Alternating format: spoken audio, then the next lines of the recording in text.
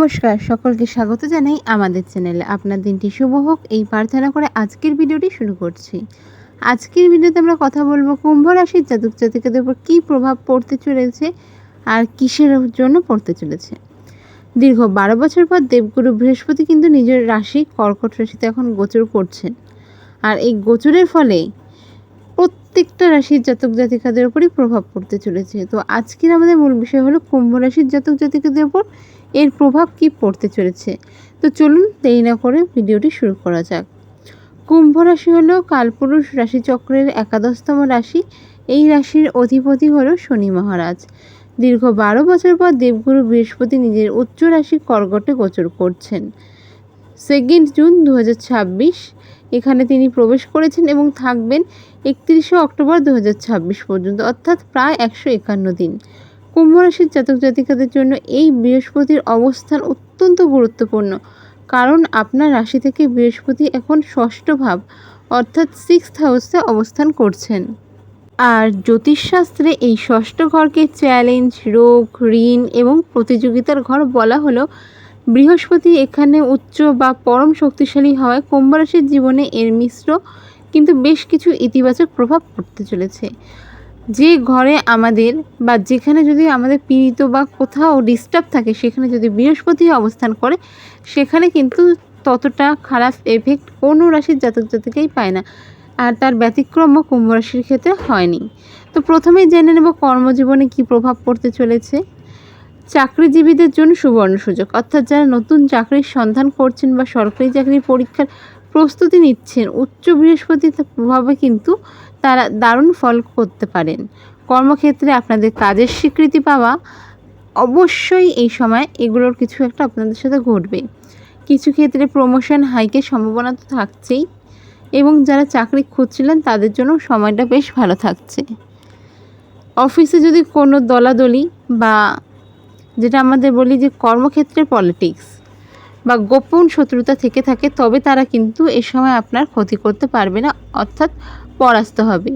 কোনো আইনি জটিলতা বা মামলা মোকদ্দমা চললে তার রায় আপনার পক্ষে আসার সম্ভাবনা প্রবল। ষষ্ঠ ঘরে গ্রহ থাকার কারণে কিন্তু কাজের চাপ ও দায়িত্ব কিছুটা বাড়তে পারে, তবে আপনার বুদ্ধিমত্তা দিয়ে কিন্তু আপনি তা সামলে নিতেও পারবেন। এই সময় আপনাদের আর্থিক স্থিতি কেমন থাকবে সে নিয়ে এবার দেখে নেব। দীর্ঘদিন ধরে আটকে থাকা টাকা, ধার দেওয়া টাকা আচমকা এই সময় ফেরত পেয়ে যেতে পারেন। যদি কোনো পুরনো ঋণ বা লোনের বোঝা আপনাকে তাড়া করে বেড়ায়, তবে এই সময় তা পরিশোধ করা ভালো সুযোগ আসবে। তবে নতুন করে কোনো বড় ঋণ না নেওয়াই বুদ্ধিমানের কাজ হবে।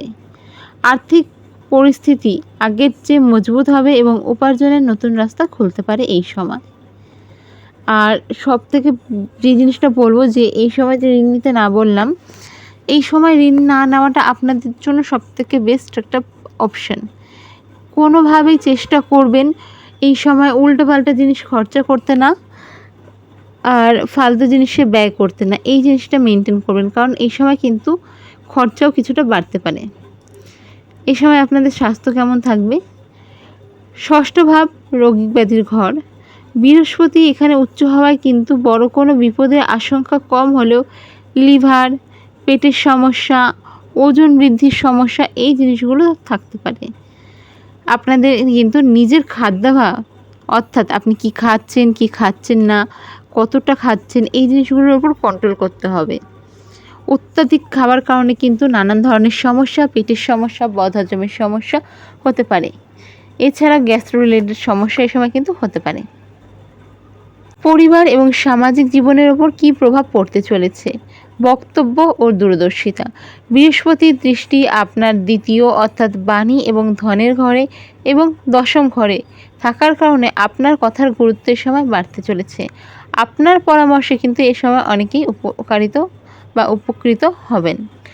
পরিবারের সুখ শান্তি বজায় থাকলে ছোটোখাটো বৈবাহিক বা পারিবারিক মতবিরোধ এড়াতে এই সময় একটু ধৈর্য ধরে কথা আপনাদের কিন্তু বলতে হবে। কুম্ভ রাশির জন্য এই গোচরটি হলো পরিশ্রমের মাধ্যমে সাফল্য পাওয়ার সময়। আপনি যত বেশি নিয়ম মেনে দায়িত্ব মেনে কাজ করবেন, গুরুদেবের কৃপায় কিন্তু তত বেশি সুফল পাবেন এই সময়। উচ্চ বৃহস্পতির কারণে কিন্তু কুম্ভ রাশির শিক্ষার্থীদের জন্য একটি অত্যন্ত গুরুত্বপূর্ণ ও মিশ্র সময়ও তৈরি হচ্ছে। ষষ্ঠ ঘরকে যেহেতু প্রতিযোগিতা এবং পরিশ্রমের ঘর বলা হয়, তাই কঠোর পরিশ্রম এবং তার সঠিক ফল পাওয়ার সময় এই সময়টা। প্রতিযোগিতামূলক পরীক্ষা বা সরকারি চাকরির ক্ষেত্রে যে সমস্ত শিক্ষার্থী সরকারি চাকরি, ব্যাংক, রেল বা অন্য কোনো প্রতিযোগিতামূলক পরীক্ষার জন্য প্রস্তুতি নিচ্ছেন, অর্থাৎ কম্পিটিটিভ এক্সামের জন্য, তাদের জন্য এই সময়টি দারুণ ফলদায়ক হতে পারে। বৃহস্পতির কৃপায় আপনাদের একাগ্রতা বাড়বে এবং পরীক্ষায় ভালো ফল করার সম্ভাবনা থাকবে। কোনো উচ্চশিক্ষা প্রতিষ্ঠানে যারা ইন্টারভিউ দিচ্ছেন তাদের জন্য সময়টা ভালো, বা গ্রুপ ডিসকাশন থাকলেও আপনাদের কিন্তু আইডিয়া বা আপনাদের বুদ্ধিমত্তা, বচনভঙ্গি প্রশংসিত হবে। মনোযোগ এবং পড়াশোনার পরিবেশ যদি বলা যায়, তবে গুরুদেবের ইচ্ছায় বা গুরুদেবের প্রভাবে আপনার মধ্যে কিন্তু জ্ঞান অর্জনের ইচ্ছা বাড়বে, তবে অলসতা ত্যাগ করে আপনাকে পড়াশোনায় নিয়মিত হবে। অতীতে পড়াশোনায় মন বসাতে যে সমস্ত বাধা সম্মুখীন হয়েছিলেন তা অনেকটাই কেটে যাবে, তবে সহপাঠী বা বন্ধুদের সাথে কোনো রকম তর্কে না জড়ানোই ভালো। উচ্চশিক্ষার ক্ষেত্রে পরিশ্রমের বিকল্প নেই। আপনি যদি উচ্চশিক্ষার জন্য কোনো ভালো প্রতিষ্ঠানে সুযোগ পাওয়ার চেষ্টা করে থাকেন, তবে কিন্তু কিছুটা দেরি হলেও সাফল্য আসবে এবং কঠোর পরিশ্রম চালিয়ে যেতে হবে। যারা অর্থাৎ আইন, ম্যানেজমেন্ট, মেডিকেল বা কোনো গবেষণামূলক কাজের সাথে যুক্ত, উচ্চ বৃহস্পতি তাদের বিশেষ করে বুদ্ধিমত্তা ও দূরদর্শিতা এই সময় কিন্তু প্রদান করবেন।